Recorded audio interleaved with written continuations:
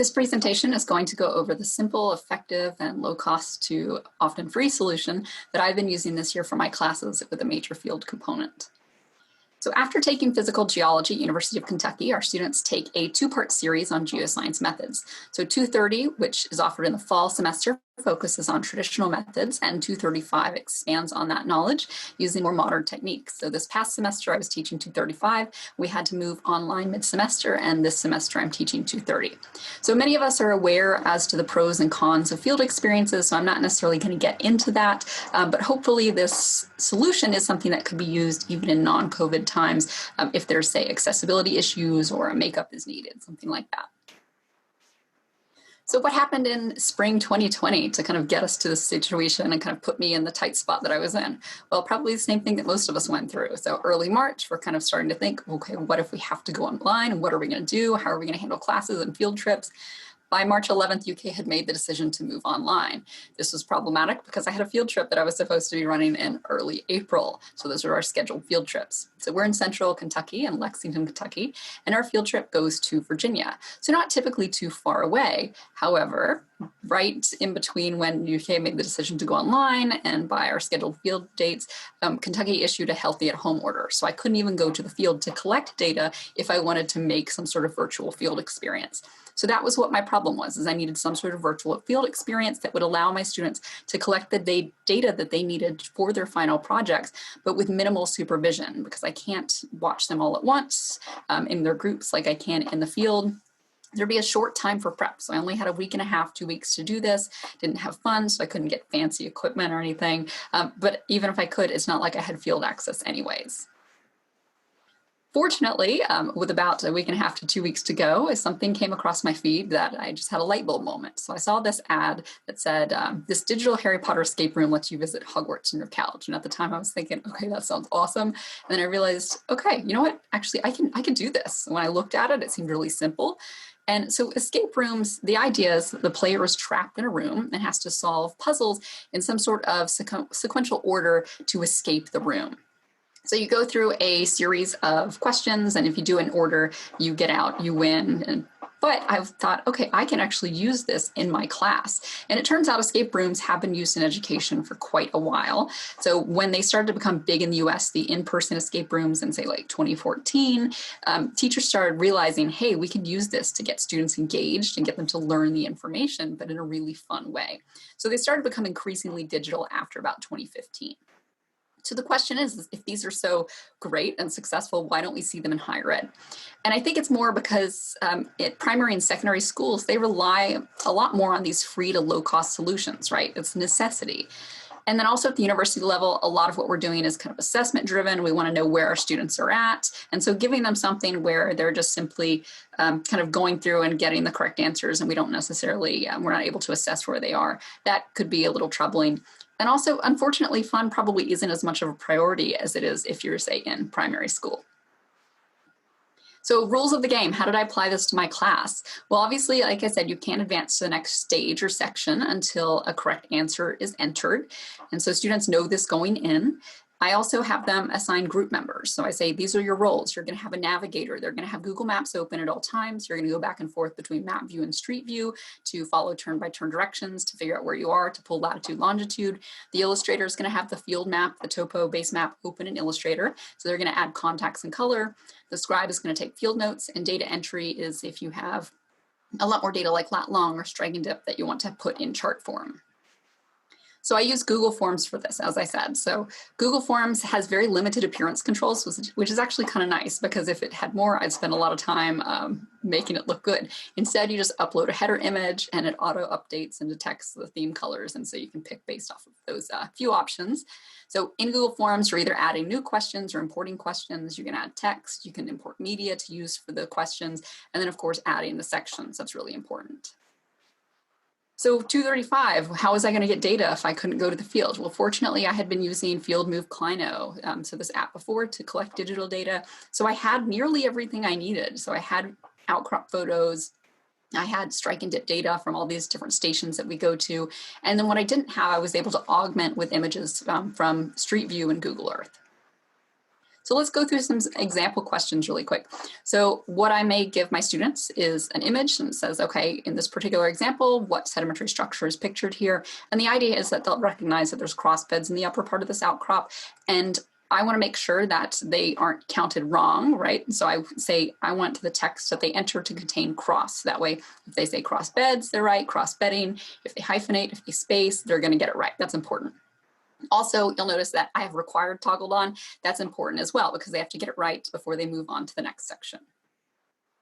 Another type of question would be something else incorporating media. See, I can incorporate video, right? So I might take a rock, put some acid on it and say, all right, look at this. Maybe here's a hand lens view, identify this rock. Numerical answers really beneficial. Here's an example where I introduce students to LiDAR data and I have them measure a fault based off of that, enter the strike and azimuth, and I can set a range. I can do something similar using images of a Brunton face. They learned how to use Brunton in the previous semester, and so they should be able to read strike off this compass, and then they can also determine dip by measuring it off of images, provided I took the photo at the right orientation. Or in this case, this was actually also pulled off of Google Maps, Street View that is. Manual approval can be great if you really want your students to kind of dig in a little bit more. In this example, I had students create a topo profile along a short line and they had to email it to myself or the TA. And if it was correct, then they got a code back that would allow them to proceed. Contextual thinking is really important to me. So I want to say, okay, let's think about the big picture. Let's think about tectonics. So my students in 235, they had learned about Appalachian orogenies. They'd written a big research paper. And so when we're in the field, I want them to think about that. I want to think back about what they learned and apply that to rocks in a situation where they are actually standing, or in this case, digitally standing. This semester, I did something a little bit different. I created rock kits at the beginning of the semester and students picked it up in the first week of class. And so then in the questions during a field trip this semester, I could say, all right, at this outcrop, we see rock number 4 in your kit. What is that rock? Identify it. We can also give them feedback. So we can say, you know, you're doing great, keep up the work, good work, you're doing a good job, excellent. So that kind of positive reinforcement, but also allow them to earn data, right? So if they get maybe a series of questions right, they might earn lat long or strike and dip. So this is an example of a map that a student produced in ArcMap in the spring semester. And so, as I said, that's the digital methods class. And so they are importing the data that they take. So all that Excel data, the strike and dip symbols, the strike and dip data, they import that as symbols into ArcMap. And then they also fill in their contacts based off of the field notes that they took while they were out there in the field. Here's some examples from this fall. So on the left is the field map in progress in Illustrator from one of my groups. In the middle is when they're working on their final map. And I give them the option this semester to turn in final products either digitally or by hand, so whatever is easiest for them. And then on the right is an example of a cross-section based off of that middle map. So this isn't just something that can be used for field trips. You can also do it to make really fun review sessions. And so let's watch this video of the end of one of the review sessions that I did this semester. It says the Neogene and the Paleogene make up and we said Cenozoic, and everywhere we've looked. Jack, I got the answer. What was it? Tertiary. Tertiary? Yes.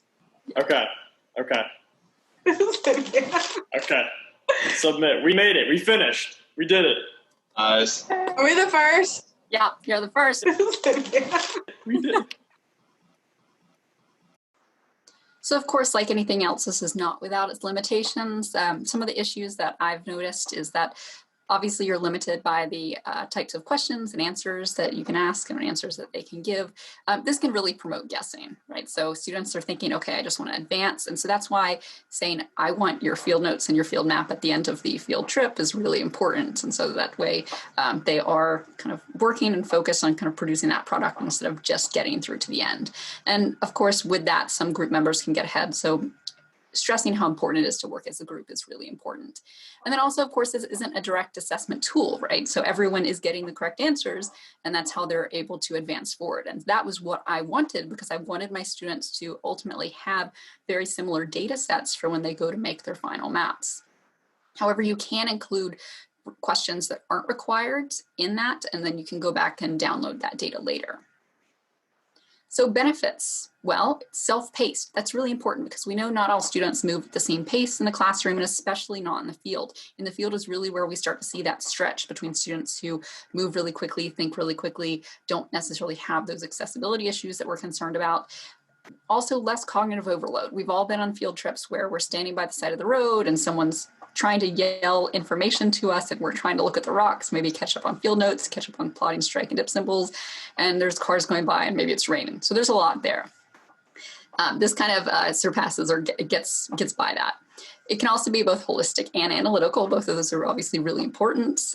Working as a team and getting to know their fellow classmates. For the teacher side, it's simple and it's a really quick and easy thing to design. As long as you have some sort of data or you can collect some sort of data, it works with what you have. And it's also applicable to any level. You could use this from anything from an intro class, so 200 level class like I am now. I'd be totally comfortable incorporating this into some sort of capstone course as well. All right, so on the acknowledgement side, I'd like to acknowledge my current and past students. Past students actually were really helpful in 235. When I needed data, I sent them emails and I said, hey, remember that app you downloaded last year? Do you still have that on your phone? Do you think you still have the data on the photos? And so some of my students were able to send me data. TAs from the spring and the fall. So Autumn was my TA in the spring and Ryan my TA in the fall. And then the software I used for this. So Google Docs, Google Maps, Google Earth, all those are free. Also FieldMove Clino saved me for sure. So that was originally developed by Midland Valley and now is owned and updated by petroleum experts. That's all I have. Thank you.